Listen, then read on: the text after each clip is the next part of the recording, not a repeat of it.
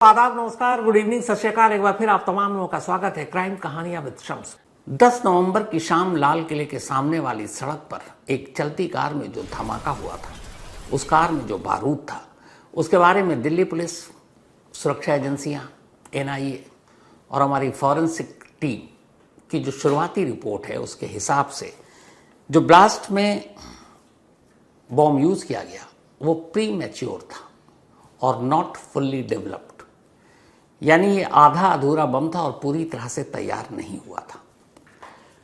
अब ये रिपोर्ट मामूली रिपोर्ट नहीं है कि प्री मैच्योर बॉम्ब और नॉट फुल्ली डेवलप्ड, पूरी तरह से तैयार नहीं। आधे अधूरे बम के साथ कोई आतंकवादी, कोई टेररिस्ट ग्रुप धमाका क्यों करेगा, ये सवाल है। और दूसरा सवाल जो मैं कल से आपको बता रहा हूं कि चलती कार में इस देश में पहली बार हुआ है कि किसी टेररिस्ट ने आतंकवादी घटना को अंजाम दिया। इससे पहले कभी चलती कार में ब्लास्ट नहीं हुआ। तो अब सवाल यह था कि चलती कार में ये धमाका क्यों हुआ। तो इस सवाल का जवाब मिल चुका है, ये पहली सुलझ चुकी है और वही आज की कहानी है।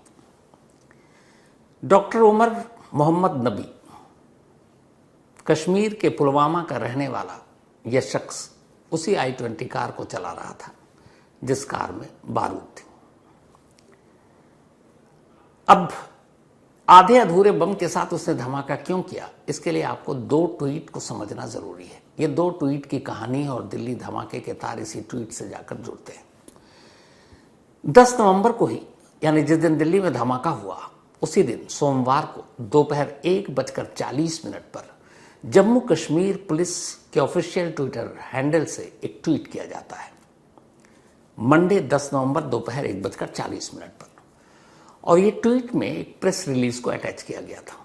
इस प्रेस रिलीज में कहा गया, जो आप देख रहे हैं ये वही ट्वीट है, प्रेस नोट है बाकायदा इस ट्वीट में, कि जम्मू कश्मीर पुलिस ने एक इंटर स्टेट और ट्रांस नेशनल टेरर मॉड्यूल का पर्दाफाश किया है जिसके तार जैश मोहम्मद और अंसार गजवतुल हिंद से जुड़े हुए हैं। और इसी ऑपरेशन के दौरान कुछ लोगों को गिरफ्तार किया गया है। इस रिलीज में यह भी कहा गया कि 19 अक्टूबर को जैश मोहम्मद के बहुत सारे पोस्टर अलग अलग जगहों पर, अलग अलग लोकेशन में, बनपुरा, नौगाम में, श्रीनगर में मिले थे, जिसमें धमकी दी गई थी कि पुलिस और सिक्योरिटी फोर्सेस पर हमला किया जाएगा। और इसी पोस्टर के बाद FIR दर्ज की और जांच शुरू की, जिसके बाद इस मॉड्यूल का जैश मोहम्मद के पता चला और फिर इसी सिलसिले में 7 लोगों की गिरफ्तारी हुई। अब जिन लोगों की गिरफ्तारी हुई उनके नाम भी है: आरिफ निसार, यासिरुल अशरफ, मकसूद अहमद, मौलवी इरफान अहमद, जमीर अहमद अहंगर, डॉक्टर मुजम्मिल अहमद, डॉक्टर अदील। नीचे एक लाइन है बड़ी इंपॉर्टेंट, वो ये है कि beside the role of a few more individuals had surfaced who will be traced and apprehended. बताइए, इसके अलावा कुछ और लोगों के बारे में जानकारी मिली और उन्हें अभी हम जल्द गिरफ्तार कर लेंगे। फिर इस रिलीज में ये भी है कि छापा मारा गया और उसमें बहुत सारे हथियार और बारूद मिले। ये 1:40 पर जम्मू कश्मीर पुलिस ने ट्वीट किया।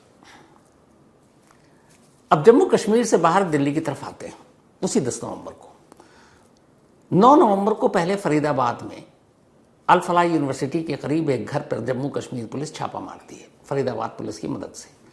यह घर किराए का डॉक्टर मुजम्मिल का था। उस घर से करीब 350 किलो अमोनियम नाइट्रेट मिलता है और इसके बाद फिर एक मौलवी के घर जाया जाता और वहां से 2500 किलो और ammonium nitrate, overall 2900 kg, 2900 kg ammonium nitrate मिला था।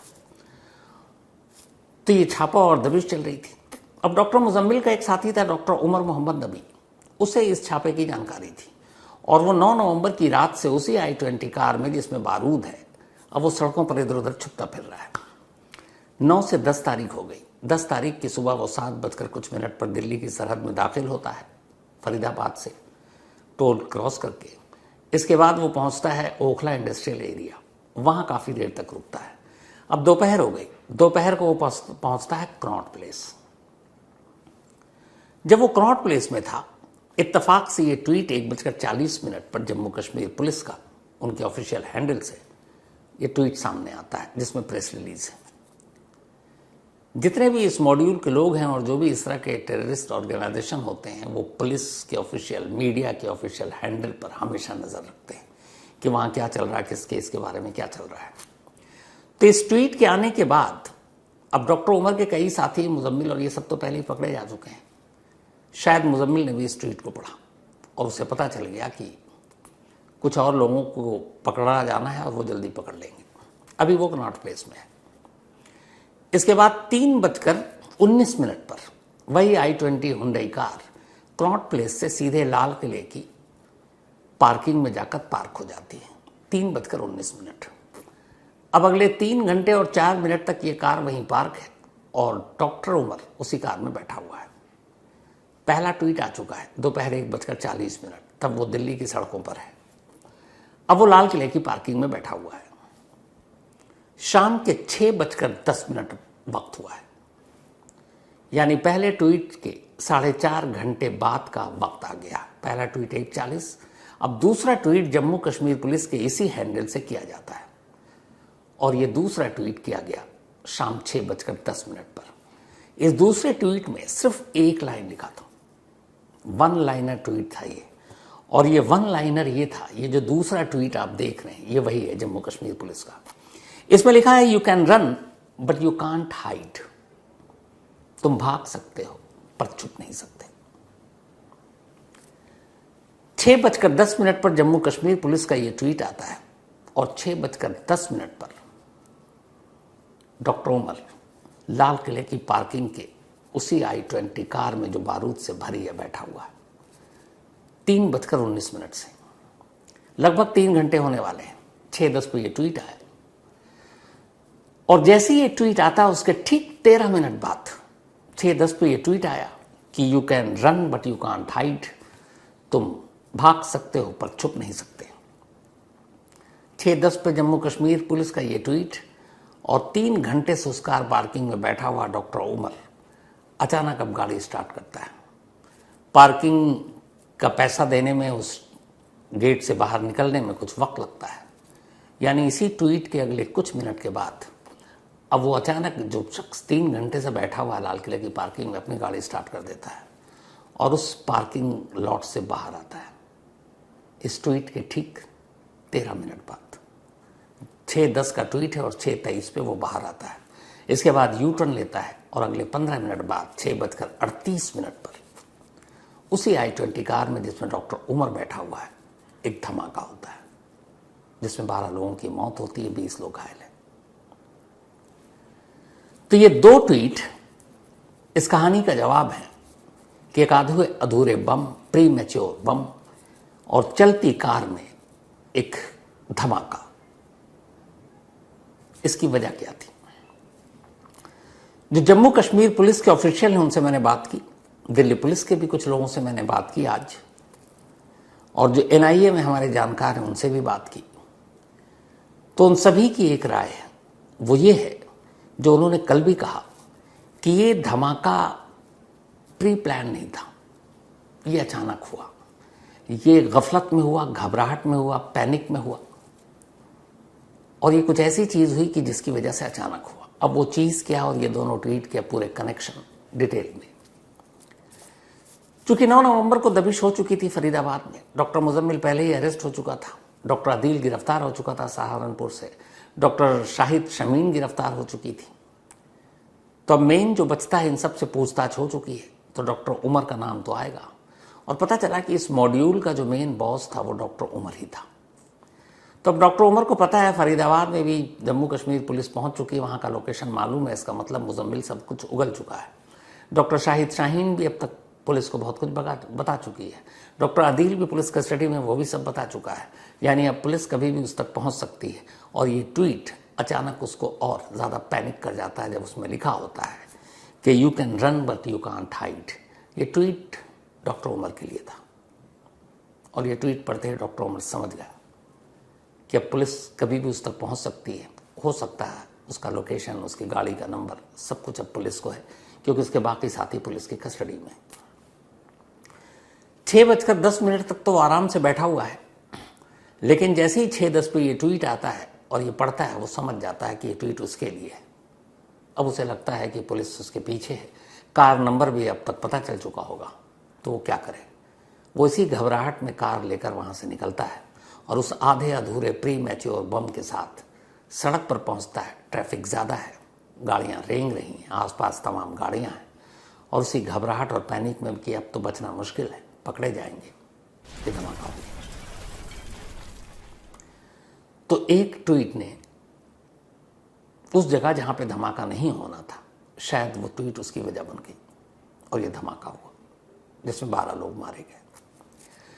अब सवाल ये है कि डॉक्टर उमर इस मॉड्यूल का हेड कैसे था और डॉक्टर उमर है कौन। तो डॉक्टर उमर जो है ये पुलवामा का रहने वाला है और पुलवामा में ही इसने स्कूलिंग की। पढ़ाई लिखाई में बचपन से ही बहुत तेज, परिवार कोई बहुत ज़्यादा अमीर नहीं है। इसके बाद इसने श्रीनगर के गवर्नमेंट मेडिकल कॉलेज, जिसे जीएमसी भी कहते हैं, वहाँ इसका दाखिला हो गया एमबीबीएस में।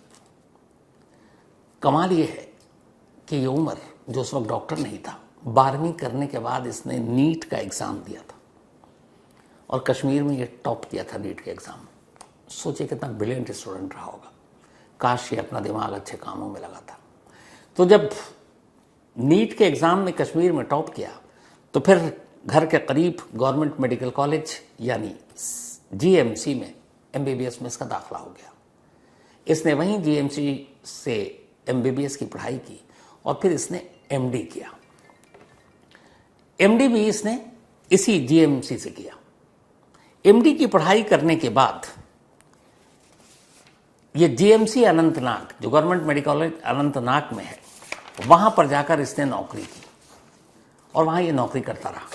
2024 में इसने अनंतनाग जीएमसी से नौकरी छोड़ दी और नौकरी छोड़ने के बाद ये पहुंच गया फरीदाबाद के Al Falah university school of medical sciences and research में, जहां इसने नौकरी की।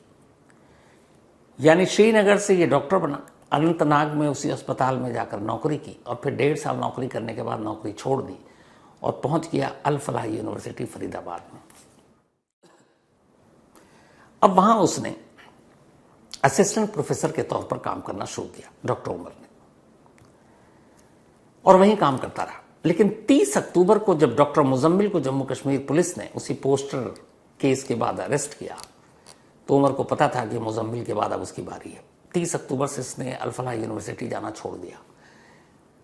डॉक्टर उमर के पास 5 मोबाइल फ़ोन थे, उसने सारे फ़ोन बंद कर दिए। उसे पता था फ़ोन से पुलिस उस तक पहुंच सकती है और वो गायब हो गया। कहाँ, किसी को पता नहीं। अब आखिरी बार उमर ने अपने घर वालों को कांटेक्ट, उसे ये भी पता था घर वालों तक भी पुलिस नजर रखी होगी। 7 नवंबर, अभी लास्ट फ्राइडे को, डॉक्टर उमर ने अपने घर पर पहली बार फ़ोन किया।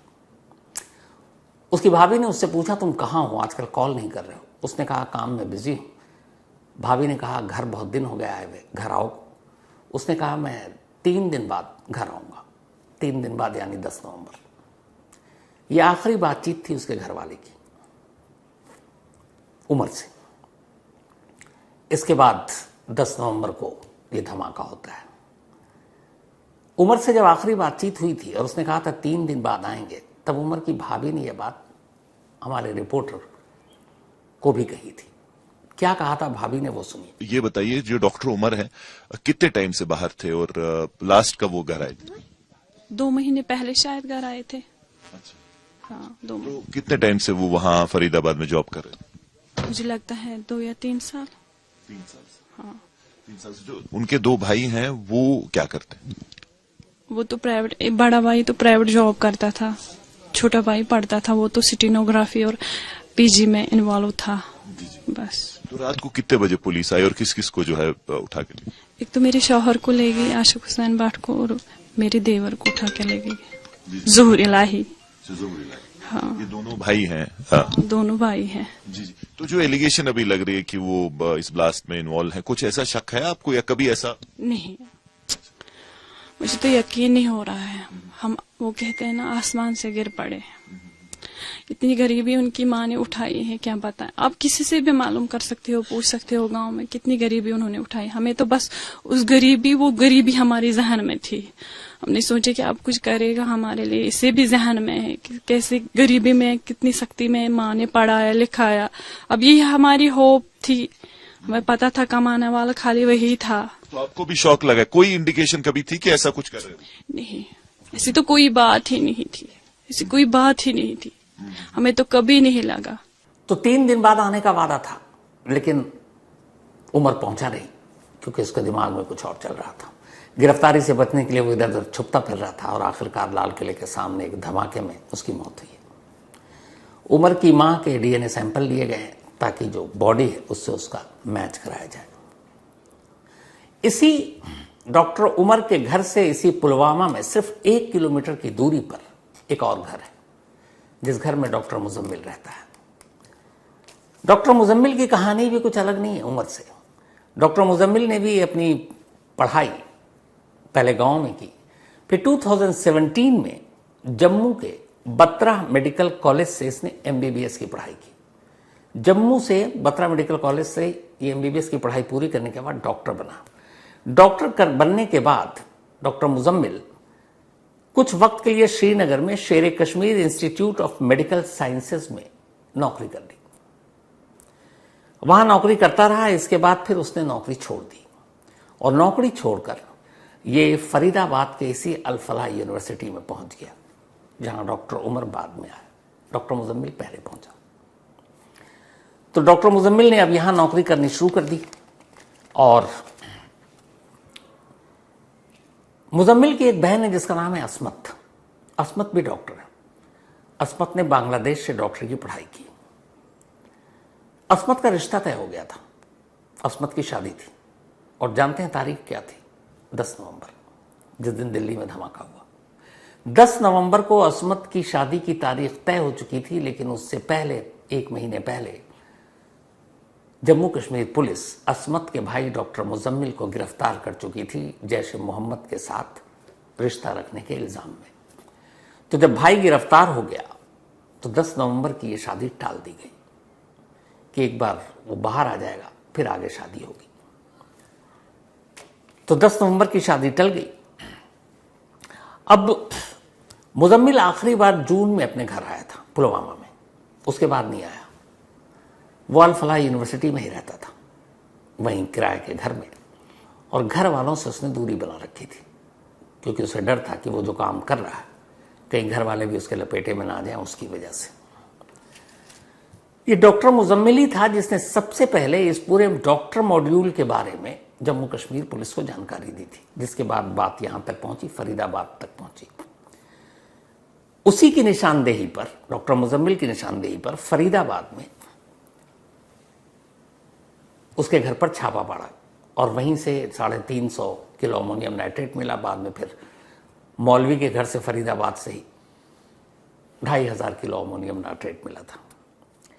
मुजम्मिल के घर के ही बाहर एक कार से एक असॉल्ट राइफल मिला था।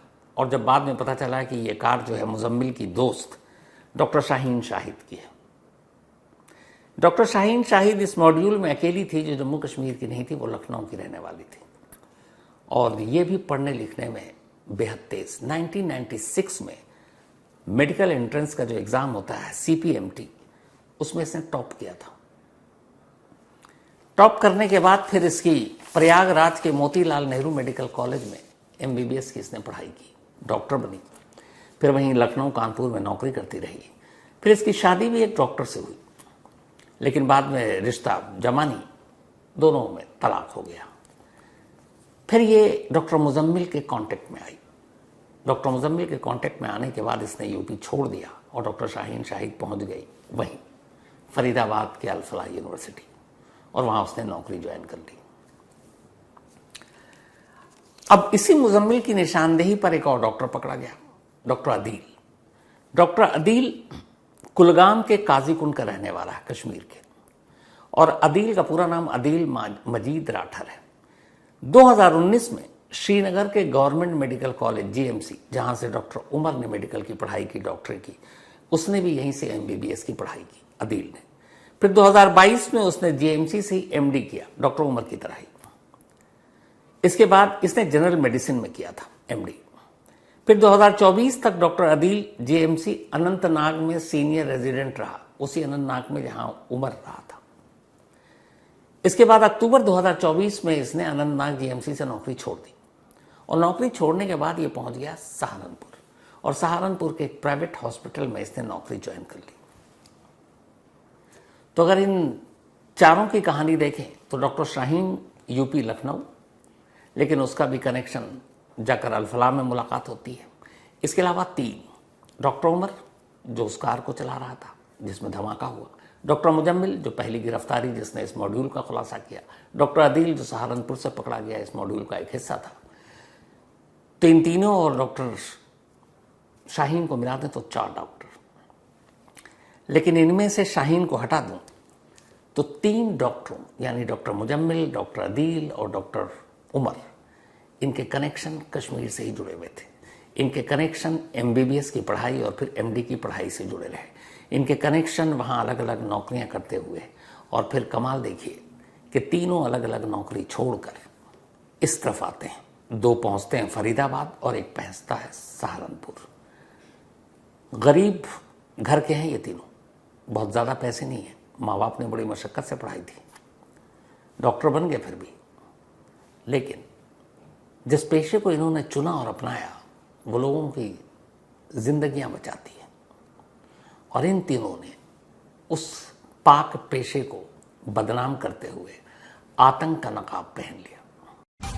आज तक देश का सर्वश्रेष्ठ न्यूज चैनल